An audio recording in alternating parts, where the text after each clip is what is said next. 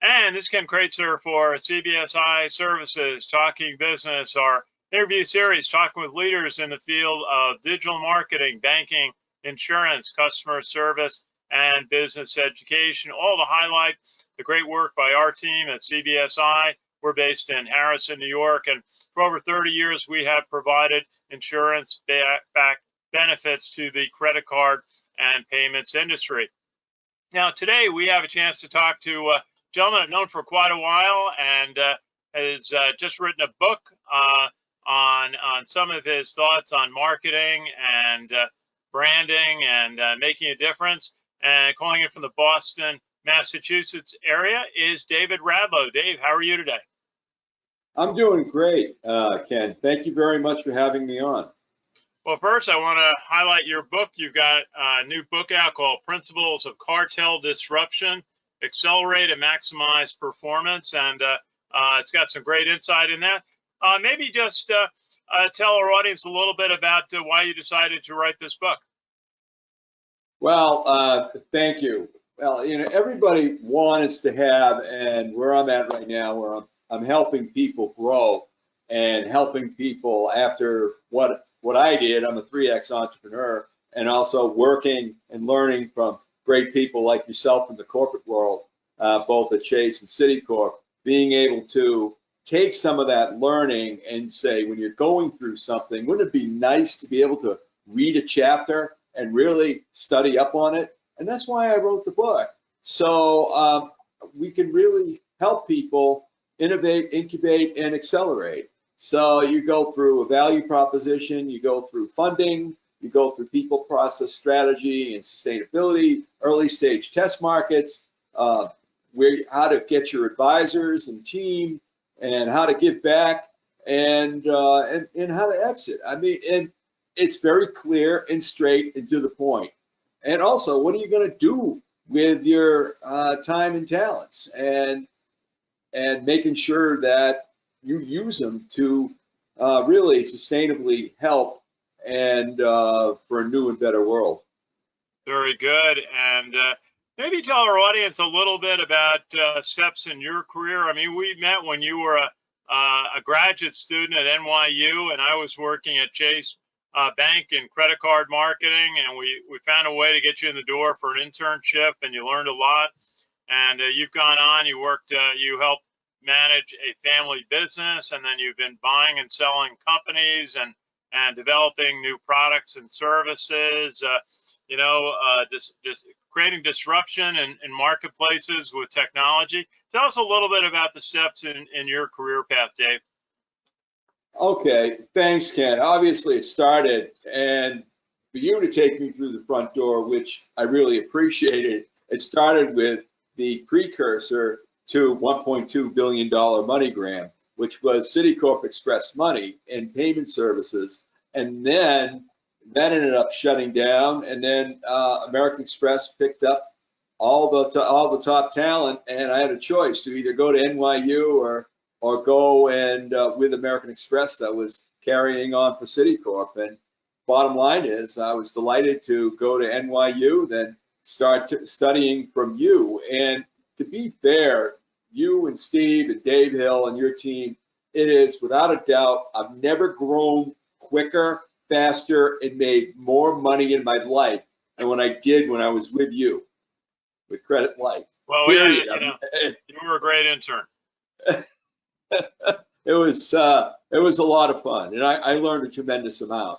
So, and really, it was really how to make money really on the top side, and watching you guys make money.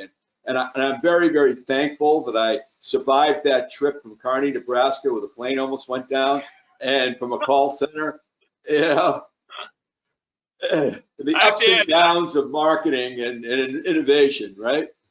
Yeah, I have to add, we were pretty good at making money for the shareholders, as David Hill often said. Yes, yeah, absolutely. I've never seen so much money and cash flow in my life. So anyway, that's why they kept us around, and I appreciated you keeping me around. So that was that was great. But from there, had an opportunity to get some shares and jump into a biotech venture, and also ended up being Eggland's Best and growing the biotech business, selling it to Waters Corporation, growing Eggland's Best. I ended up selling it to Land O'Lakes and be able to innovate with technology. That was a real driver in technology, both on biotechnology in terms of getting a healthier egg, and also manufacturing technology, be able to put a stamp and later etching on an egg, and also the precursor of then cage-free and then free range and then pasture raised, all those different segments, so you can deliver value and truly create a multi-billion-dollar category. It was really a tremendous ride. And then since then, in 2013, after I sold the business, now I spend half my time on giving back, whether or not it's Tufts Nutrition School or whether or not it's the Innovation School at Tufts, or giving guest lectures, or for that matter, involved with Chris Nowinski and Bob Cantu at the Concussion Legacy Foundation, and Team Impact with Jay Kalman and Danny Kraft, and being able to help them give kids that have cancer the opportunity to get on college sports teams, and really help their lives as they go through and battle cancers in their families' lives. So along with all the different food banks, and then in Cuba, being able to give back to the Hemingway Preservation Trust, and also the Catholic Charities and Jewish Distribution Center. So, I mean, those are just some of the charities that when you're successful in business and you can innovate, incubate, and accelerate to such a level, the greatest blessing is that you have money that can actually, with your time, talents, and money, to be able to give back to charities that really appreciate your help. Very good. Now, you had one of your businesses that you were describing involved shipping eggs to and from the United States, and one of your the individuals that you did business with or you met was Fidel Castro. Tell us a little bit about what that was like. Well, we were very fortunate in 2002. Crisis is opportunity, and crisis at the time was a hurricane, and the U.S. offered aid to Cuba. Cuba said, no, we will not take aid, but because you set up a Trade Sanction Reform Act, we will buy food. And this was a great opportunity to go down there and meet with Fidel Castro. And I met with him about a dozen times, about 7 hours each, over close to, I don't know, half a decade to a decade. And on the positive side, we were able to break in and start shipping really, millions and millions of product. And even to this day, in poultry, Cuba is, like last year, they were like number 3, and this year they were number 8. It was just in the top 10 of all markets.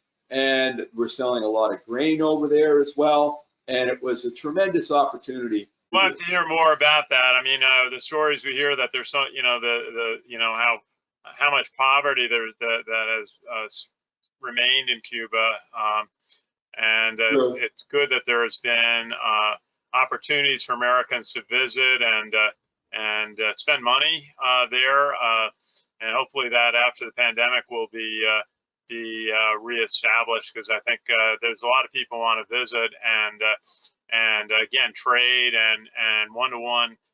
Some people call that cultural diplomacy, when people are able to go visit and meet people and build relationships that can help on a bigger picture. Now, let's get back to your book a little bit on principles of cartel disruption, and really one of the things that you talk about is the implementation of technology, and just in our careers. I mean, when we started all this, we didn't have email, and we didn't have things like, which have proved incredibly valuable, like barcodes, and then cell and mobile, and also fiber optic cables. I always say that's been really allowed data to speed around the world at high speed. What have been some of the key factors that have that you see that creates disruption for new entrants in markets? Well, it is, on our side, it's the if you take a look at sustainability and then you add the drivers of technology with sustainability, that's the killer combination. So if you have things, whether it's biotechnology, even for example, the revolution right now when you have in the protein market, where you have these vegan and culture-based meats, right?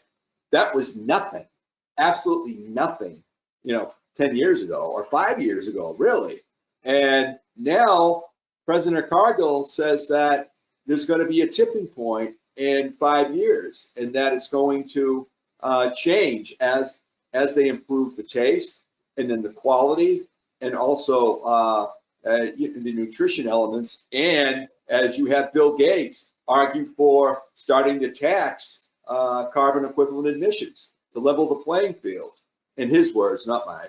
And so you're seeing those drivers, both biotechnology, technology, and sustainability all come together to drastically cause a disruptive upheaval in the protein market. Okay. And one of the things you go describe in the book is the importance of analytics and metrics, being able to measure everything to make a difference. And sometimes it can be hard to quantify important elements. What have been some of the breakthroughs in quantitative analysis that have helped some of your projects?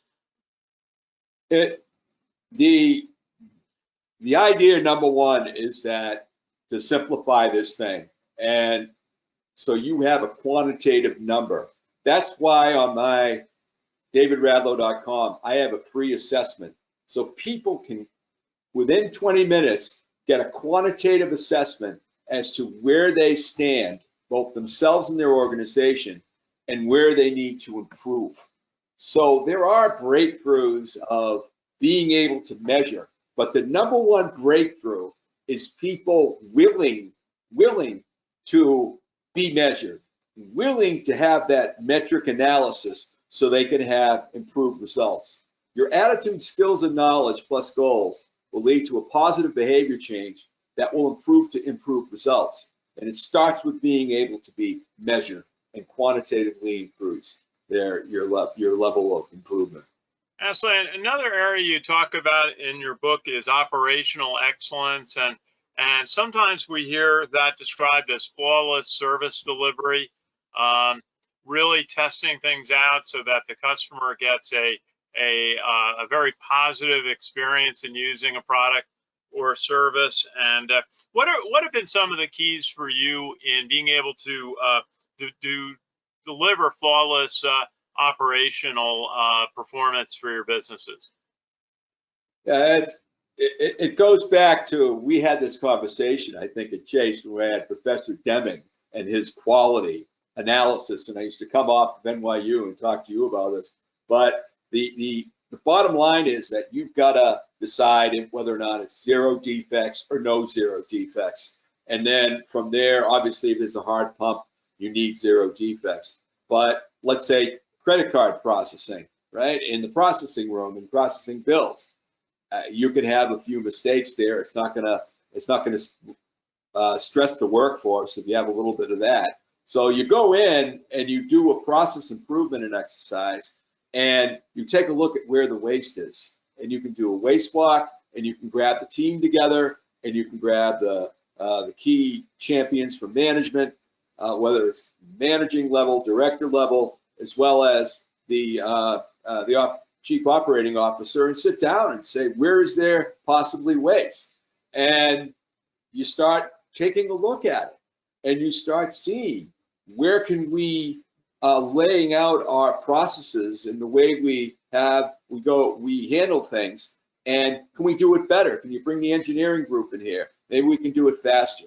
Maybe we can do it quicker. Maybe we can eliminate some steps. And it also helps sustainability as well, and by driving out the costs in these situations. And the last one I did on a $300 million company, we saved $15 million. Literally by walking around and sitting in a room and figuring out that they weren't handling the returns properly. Very good. Now, talking with Dave Radlo, who is the author of Principles of Cartel Disruption. The economy seems to be opening up right now after COVID-19. So many businesses here in the New York area seem really very vigorous right now. What has the impact been from COVID-19 on some of the businesses that you're involved with, and what is it going to take to get back to a vigorous and reopened American economy?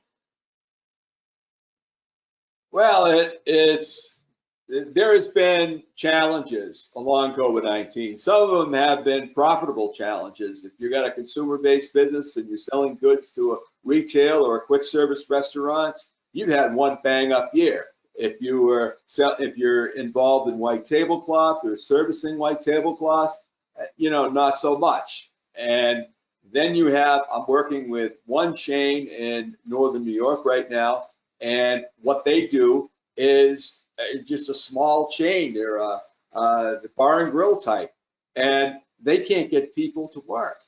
And they have the revenue, but they can't get dishwashers at $40,000 each. So, they have no choice. They're putting in a program where they're going to bring in people from outside the United States in order to fill those positions. Meanwhile, begging and borrowing, stealing, getting people to at least show up, former employees, at least 1 or 2 days a week, okay? And then they can take assistance the rest of them. So it is a challenge because, frankly, people like being at home. I mean, the number one issue I'm getting right now is CEOs by a 90% margin want people back in the office. And then employees by 80-20 margin want to stay at home. So you're seeing that dichotomy play out, and you're seeing arguments going back and forth. Well, I can perform better at home, for example, or, the bottom line is maybe you can, maybe you can't. But that's a healthy discussion that's going on a lot in many white collar offices as well. Yeah, I saw this morning in the New York paper, a CEO of a major financial service firm saying he wants everybody back in the office by Labor Day, and he talked about something that we fully understand is the need for training. And he specifically said, we have to train our interns who we often hire and our younger staff and building the culture. And that's what you can do in person. It's hard to do that, I think, remotely, but yeah, I guess we've all learned how to be productive, working from home.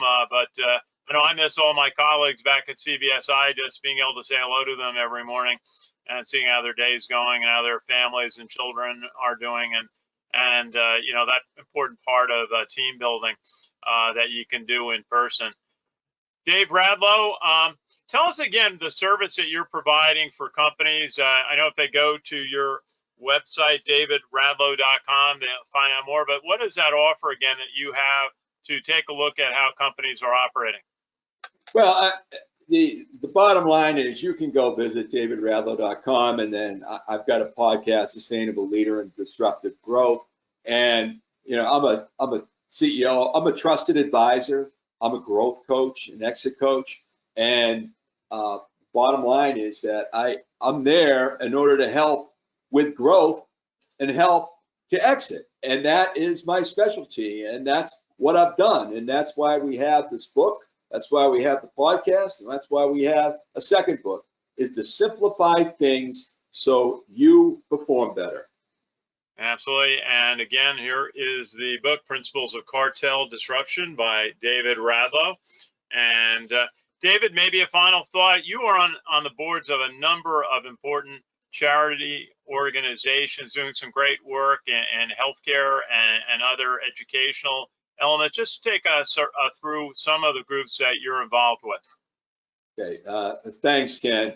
I mean, at Tufts University, I'm involved with the Tufts Nutrition School as an advisor, and they're doing great work in terms of sustainability worldwide and poverty programs and other programs. The innovation group, where we help sponsored teams. There's one graduate that's killing it. He's raised so much money about eliminating wastewater. And then there's another graduate that has developed a patch that has delivery of key drugs. But that's on that side. I'm involved in the veterinary school and also the athletic program in terms of getting kids placed out of there. And then in addition to that, Chris Nowinski and Robert Cantu do fine work at the Concussion Legacy Foundation, disrupting sports cartels worldwide in order to bring safety and also safety to young children as well. They do an outstanding job. Jake Allen and Danny Kraft and their wonderful team over at Team Impact. They do a great job at placing kids with life-threatening illnesses on sports teams, and that has grown to an international effort. It's been so popular and well received. So every kid in America and the world that needs a program like that can have one. I'm still involved with the Hemingway Preservation Trust in Cuba, and that is preserving Ernest Hemingway's books and records. And then we give to a lot of food initiatives, everyone from your local food banks to the Jewish Distribution Center and Catholic Charities. And that's just some of the things that I really enjoy giving back to. That's great, Dave. And I think we're going to be doing this again. And I really want to follow up on the concussion awareness project that you're involved with, because it's so important. We've seen it in the work I do in college football, how important that is, and really the differences that has been made over really the last 7 or 8 years in bringing awareness for identification and treatment of concussion injuries. We also found not just football, but it's also something the U.S. military is spending a lot of time on. So being able to promote the learning there would be a great opportunity for us. And I say it's been great to chat today, and I look forward to doing it again soon. Thank you very much, Ken. I really appreciated this opportunity. Our pleasure, Dave Radlo. Good to see you. And this is Ken Kraetzer for CBSI Services Talking Business. Always want to shout out to our team. We're based in Harrison, New York. We provide insurance-based benefits to the credit card and payments industry. So from my home office today in White Plains, New York, have a great day, everybody. Okay, all done. There you go.